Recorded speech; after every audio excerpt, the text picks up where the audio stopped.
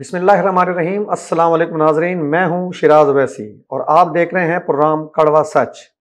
Programme के नाम से ही आपको अंदाज़ा हो गया होगा कि हम ऐसे सच सामने लाएं जो मुआशरे से इस तरीके से जुड़े हुए हैं कि बज़ाहिर तो हमें कड़वे नज़र आते हैं, लेकिन उनके हमारे मुआशरे की बका और मुआशरे से जुड़े जो अफराद हैं उनके साथ उनका कितना गहरा ताल्लुक है।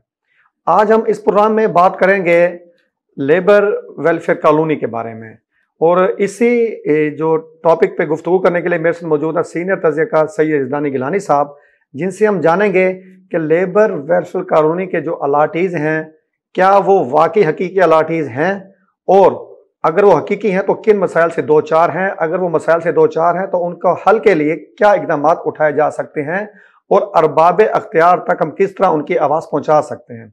अस्सलाम वालेकुम यज़दानी साहब, कैसे हैं? सब ठीक हैं आप? तो यज़दानी साहब, बड़ा हॉट इशू है ये लेबर कॉलोनी मुल्तान का। आपका क्या ख्याल है कि ये जो लेबर कॉलोनी के अलाटीज़ हैं, ज़ाहिर बात है मुतवसत तबके के होते हैं, मुख्तलिफ फैक्ट्री के मुलाजमीन हैं, किन मसाइल से दो चार हैं, आप इस पर किस तरह रोशनी डालेंगे? सिराज साहब, मैं आपको बताता चलूँ कि ये बड़ा एक अलमिया है कि इतने साल गुजरने के बावजूद भी ये जो लेबर्स कॉलोनी है उस पे ऊपर पसंद नापसंद को मरूज़ खातर रखते हुए इसकी बंदर बांट की गई। Number one. नंबर टू कि वहाँ पर ऐसे लोग, ऐसा माफिया बरजमा है जो हकदारान को उनका हक नहीं मिला। कई कई फैक्ट्री वालों के पास बाकायदा 6-6, 7-7, 8-8, 10-10 क्वार्टर है। ठीक, अब लेबर अफसर का वहाँ क्या काम है किसी भी कि वहाँ बरजमा हो? ये तो एक गरीबों के लिए थे, नंबर एक। नंबर टू कि जब भी आप इसकी हिस्ट्री उठा के देखेंगे इसके पीछे पूरा एक माफिया बरजमा है, वो पूरे तरीके से काम कर रहे हैं। बहुत से इसके अलाटी ऐसे हैं जिनको उनका हक नहीं मिला। अगर उसकी आप एक यहाँ मैं बताता चलूँ कि इसके अंदर 1000 के करीब 998 998 मकान जी फ्लैट्स फ्लैट्स हैं। उसकी जैसे भी कुरानदाजी हो गई, कुरानदाजी के बाद फिर वो भी बंदर बांट हुई, और उस बंदर बांट से फिर जो लोग मुस्तफीद हुए, हकदारान को उनका हक नहीं मिल सका। अच्छा सर, ये कितना बड़ा अलमी है कि देखें ना, एक मजदूर तबका जो कि हमारे मुआशरे की तरक्की में और मुआशरे के मकाम में रीढ़ की हड्डी की हैसियत रखता है हमारी सनत तरक्की में, हम उनके साथ भी इंसाफ से काम नहीं ले पा रहे, तो जो हमारे अरबाब इख्तियार हैं वो क्या इकदाम ऐसे उठा सकते हैं, और वो जो वहाँ पे यानी कि माफिया काबज़ है जिसे आपने निशानदेही की, आखिर हम किस तरह उनको वहाँ से ना निकाल सकते हैं? कौन से ऐसे इकदाम उठाए जा सकते हैं, या जो अरबाब इख्तियार हैं, इसका मतलब है मैं तो ये सर गिलानी साहब दूंगा कि जो अरबाब इख्तियार है बजात खुद इससे मुलव्वस हैं, उनकी मर्जी बगैर तो ऐसा नहीं किया जा सकता। बिल्कुल सही फरमाया आपने। तो कौन से इकदाम उठाए जा सकते हैं कि जो वहाँ से काबज़ माफिया है उसको किस तरह वहाँ से आउट किया जा सकता जो है? हमारे इदारे ऐसे हैं जो इसका नोटिस ले सकते हैं, इसका एक्शन ले सकते हैं, लेकिन वो भी खामोश तमाशाई बने हुए। मिसाल के तौर पर अब देखें ना, उसके ऊपर एक वर्कर वेलफेयर बोर्ड के एक पूरे मुलाजमीन वहाँ बरजमा हैं, ओवरसीयर बैठा हुआ है, सब इंजीनियर बैठे हुए हैं, दीगर मुलाजमीन बैठाए हुए हैं, डायरेक्टर को बैठाया है राना जमशेद फारूक साहब को, लेकिन वो सिर्फ कागजों की कार्रवाई।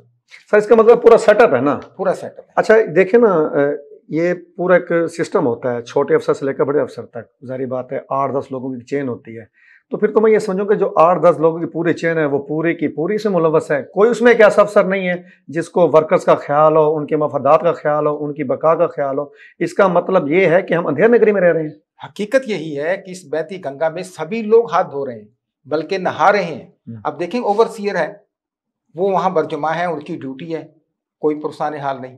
डायरेक्टर लेबर से अगर ये जाए तो वो कहते हैं मेरा काम नहीं, ये ओवरसीयर करेगा, वहां जो बैठा सब इंजीनियर काम करेगा। जबकि ट्यूबवेल ऑपरेटर का क्या काम है? उसका काम तो रखा गया था ट्यूबवेल को ऑन करना और बंद करना। वो यूनियन बना के बदमाशी करता फिर रहा है, यूनियन बनाकर लोगों को मकान अलाट करना, उसकी किराए पे देने मामला को वो देख रहा है। एक ट्यूबवेल ऑपरेटर, या आप बहुत बड़ी बात कर रहे हैं कि यानी कि एक ट्यूबवेल ऑपरेटर को के पास इतनी अथॉरिटी है कि जो अफसरों के अख्तियारात है वो एक आम सा ट्यूबवेल ऑपरेटर जो जिसका काम है पानी पहुंचाना, वो इस्तेमाल कर रहा है।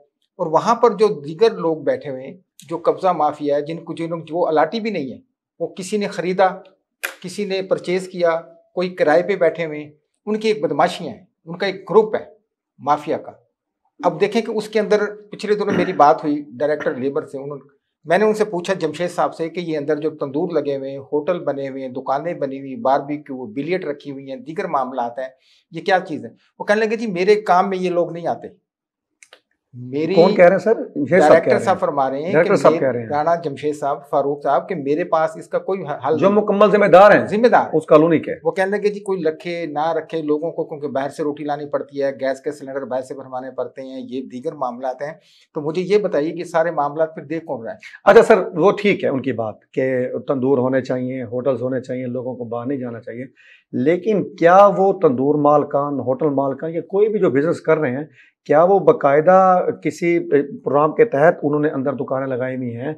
क्या वो उनके किराए दे रहे हैं, या ऐसे वो भी जो काबज माफिया है उनके जेर साया काम हो रहा है? ये आपने बड़ा अच्छा दिलचस्प सवाल किया।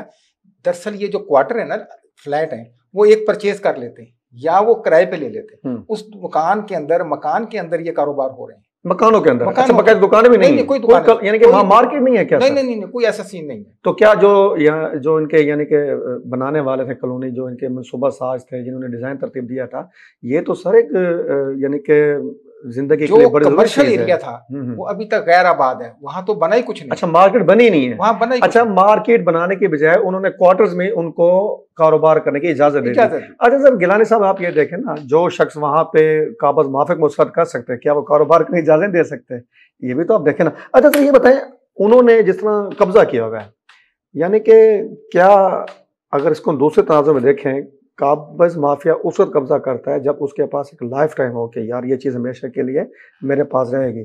क्या कोई कानूनी शिक ऐसी है कि जिसमें यह बताया गया हो कि जिसको हम अलाट करेंगे फ्लैट वो उसकी मलकियत होगा? हाँ जी, ये हुआ है लाहौर के अंदर पहले कि बाकायदा बाज़ाब्ता ऐलान हुआ कि ये इन्हें लाइफ टाइम इनकी के हैं।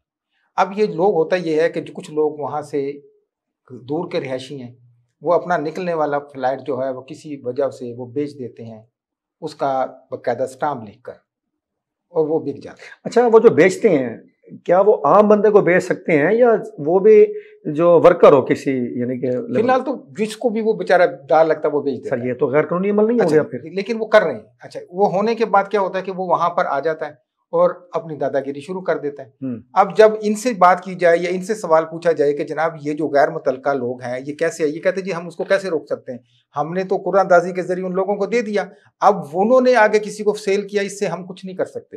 अच्छा सर गिलानी साहब, आप ये बताइए कि जारी बात है एक पूरा सेटअप होगा ना, एक पूरा इदारा है, तो वहाँ पे जारी बात है मुख्तलिफ नौयत के मुलाज़िम ड्यूटी इस तरह अंजाम दे रहे होंगे। जैसे आपने ट्यूबवेल ऑपरेटर का जिक्र किया, उसका काम है वहाँ पानी पहुँचाना, इलेक्ट्रिसिटी का काम है, यानी और भी हर तरह के काम है जो इंसानी ज़िंदगी से, जो उसकी ज़रूरियात से जुड़े होते हैं। तो आखिर वहाँ जो मुलाजमीन है बराह रास्त, उनकी तादाद कितनी है और वह क्या जिम्मेदारियाँ जो है ना वो सर अंजाम दे रहे हैं? उनकी कोई जिम्मेदारियाँ नहीं है, वो आते हैं ऑफिस में बैठते हैं और जो ओवर सब इंजीनियर साहब हैं वो तो हफ्ते में 1-2 दिन के लिए आते हैं। ट्यूबवेल ऑपरेटर भी जैसे कि अभी मैंने बताया कि 2 लोग वहाँ पर हैं, लेकिन उनका काम नहीं, उनके बहनोई वहाँ रहते हैं, उन्होंने अपने बहनोई को वहाँ एक क्वार्टर अलाट किया हुआ है, किराए पे दिया हुआ है। अच्छा। वही चलू देते हैं उसको और वही बंद कर देते हैं। मैंने जब डायरेक्टर साहब से ये सवाल किया जमशेद साहब से, यहाँ दिलचस्प बात है, वो कहने लगे जी अब मैं चेक कर रहा हूँ कि किसने चलाई, तो कोई भी चला सकता है। अगर ये ट्यूबवेल ऑपरेटर कोई भी फर्ज चला सकता है और बंद कर सकता है, तो महकमे ने इतनी बड़ी तनख्वाह के ऊपर ट्यूबवेल ऑपरेटर को क्यों रखा गया?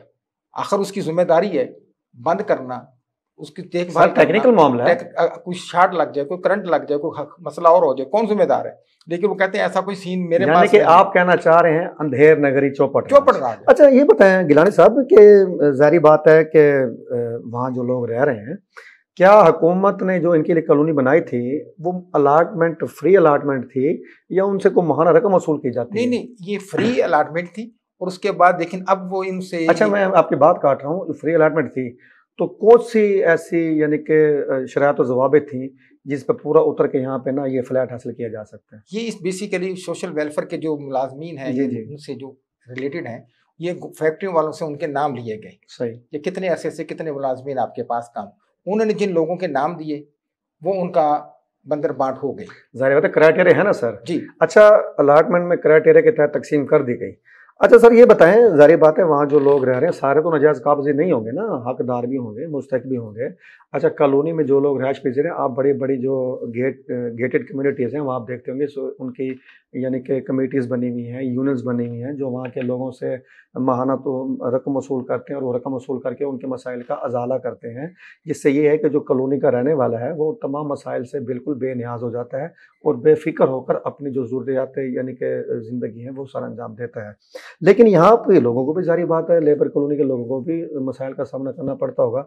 तो अगर आप बात कर रहे हैं कि नाजायज़ जिनका कब्ज़ा है और आला अफेसरान की अशीरबाज़ से है, ऐसा ही है। वहाँ पर जो लोग काबिज़ होकर कारोबार कर रहे हैं, तो ज़ाहिर बात है फिर अगर तमाम अफीसरान के में हर गैर कानूनी काम हो रहे हैं उनके ज़ेर साया, तो अपने मसाइल के हल के लिए जो वहाँ के मुस्तहिक अथॉरिटीज़ हैं, वो किसके पास जाएँ?